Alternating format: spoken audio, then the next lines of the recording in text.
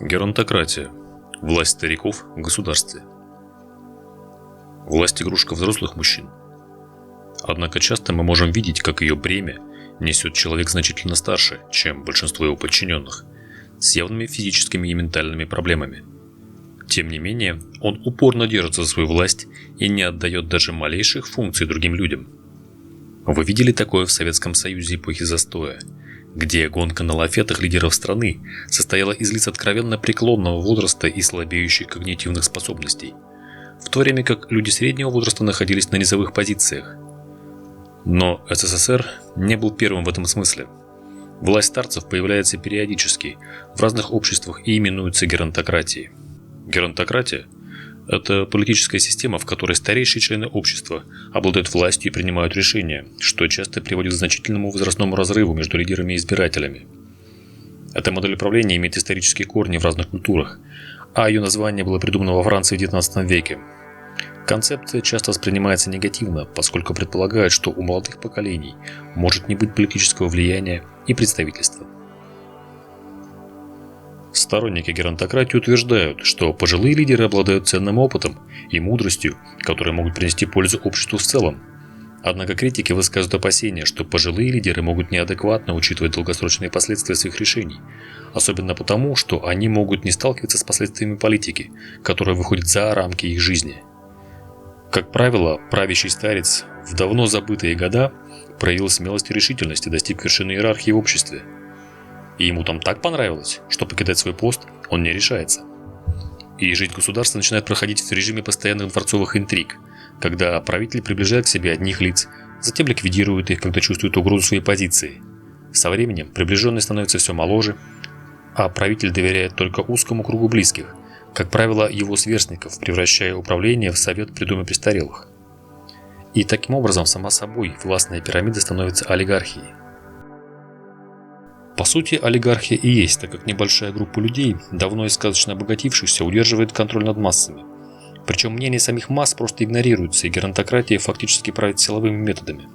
Сам термин был придуман во Франции в 1800-х годах политическим активистом по имени Жан-Жак Фази, который, как и мужчины во Франции тех лет, был разочарован руководством страны.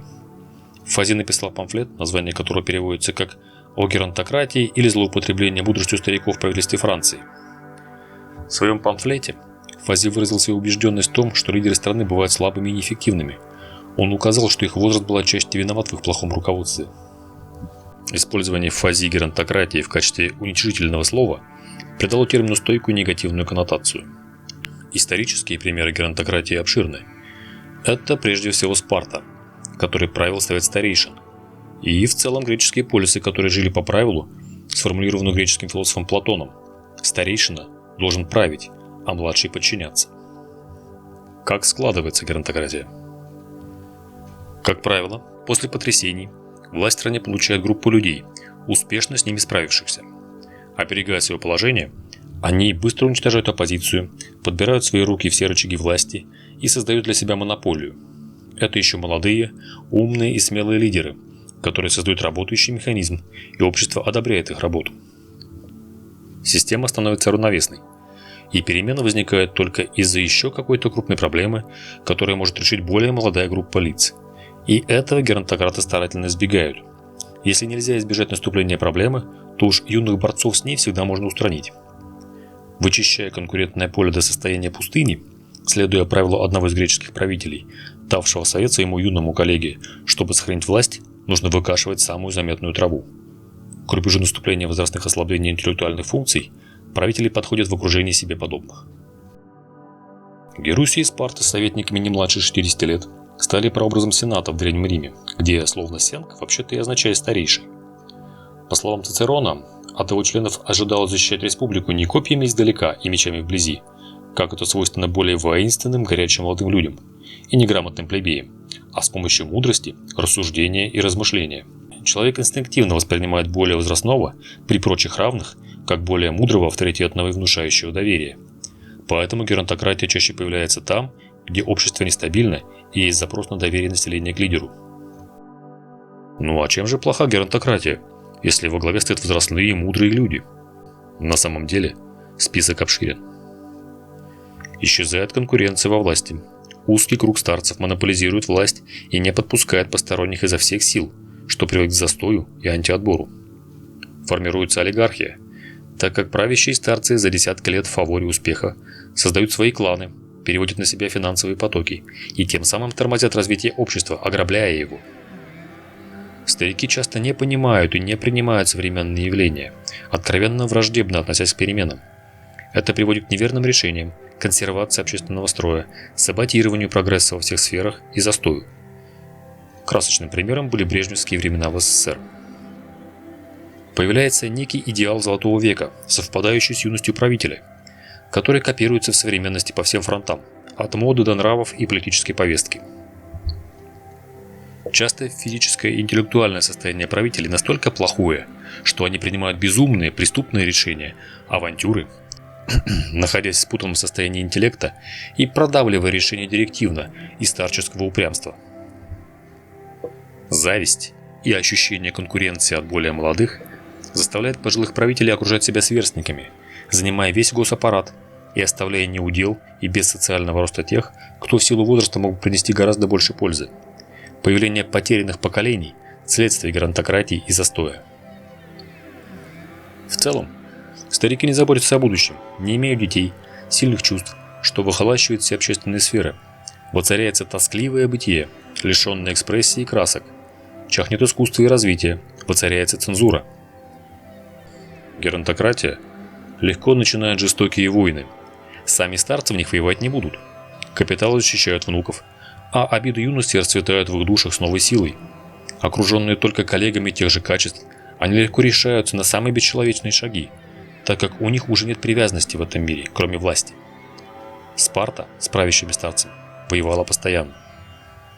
Фанатизм, догматизм, самодовольство – черты, присущие как отдельным личностям правящих старцев, так и обществу в целом, где они руководят. Религиозные культы возводятся в абсолют, решения гениального правителя не обсуждаются, а он сам искренне верит в свою богоизбранность на потеху странным соседям. Зашоренное самодовольство стариков, чьи войны пожирают чужую молодость и оставляют их опустошенный мир без средств для его восстановления, это тема, которая до сих пор находит отклик во всем мире. Эти моменты видели еще древние, заметившие, что эпохальные события и самые яркие лидеры появлялись среди молодых, в царстве стариков, с которыми они боролись и победили. Повторяющимся мотивом в греческой и римской истории является контраст между гиперконкурентными молодыми людьми, ищущими быстрые и легкие пути к власти. Алквиад, Александр Великий, Август Цезарь Римский. Ливий описывает борьбу между уважаемым старшим государственным деятелем Карфагена Ганоном и воинственным молодым Ганнибалом во время войны с Римом. Кто из вас помнит Ганона? Кто знает заслуги отца Александра Филиппа? Никто. Молодые лидеры же сломали не только закостенелый порядок дома, но и привели свои царства к невиданному ранее успеху. Тем не менее, древние советовали сохранить государство и мудрость древних в советах и силу молодых на концах копий. Только так в обществе не провалится в одну из крайностей. Еще один минус геронтократии – нарушение сформированного эволюцией общественного механизма.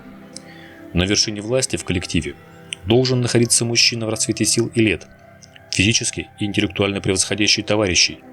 Пожилой, а тем более старый человек на этой позиции подсознательно воспринимается как ошибка или феномен. Подчинение ему будет проходить через силу с недоверием в любом случае. И этот момент, по крайней мере, в внешних атрибутах природного вожака племени, у лидеров США и СССР всегда получался в комической форме. Большинство американских президентов – классические кумиры старшеклассниц молодости, широкоплечие, фактурные, большая часть ростом от 185 до 190 сантиметров. Даже Обама, Трамп и Билл Клинтон входят в эту группу. А от СССР нацию представлял обычно пожилой, невзрачный мужчина, далекий от спорта и успеха у женщин за счет генетики, а не социального положения. Будь то Хрущев, фронтоватый Брежнев или грузный уволень Ельцин. Классический пример – две известные геронтократии в конце 20 века образовались в Советском Союзе и Китае.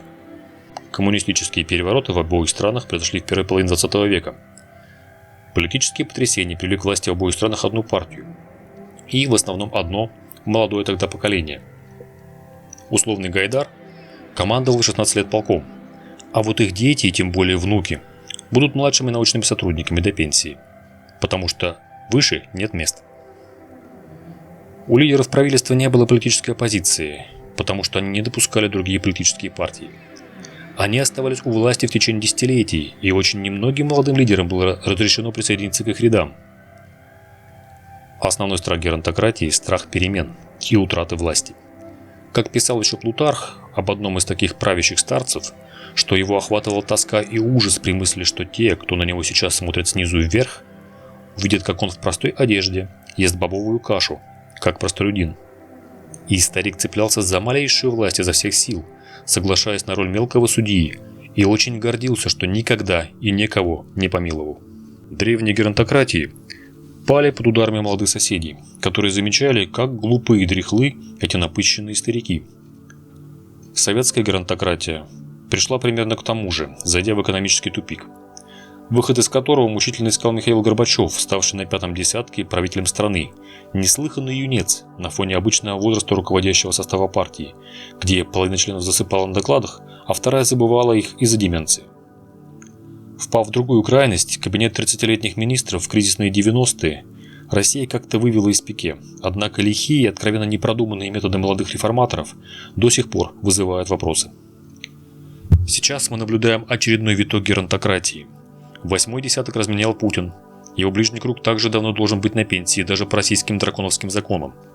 Некоторые молодые министры на проверку оказываются близкими родственниками других геронтократов и, по сути, лишь представителями олигархии. Но проблема это не только в России. В таких странах, как Индия и США, ведущие кандидаты 70-летние и старше. Индийскому Нарендре Моди 73 года, в то время как Джо Байдену идет 9-й десяток, а Дональду Трампу 8-й. Мужчины в возрасте 80 лет возглавляют большинство самых могущественных стран мира, демократических или нет. Бразильскому Луле де Сильва, Путину, Си Цзиньпину, Нетаньяху, всем за 70. И большой вопрос, сулит ли что-то хорошее такое засилие пожилых политиков в мире? Пишите в комментариях, вы за власть пожилых или за дорогу молодым?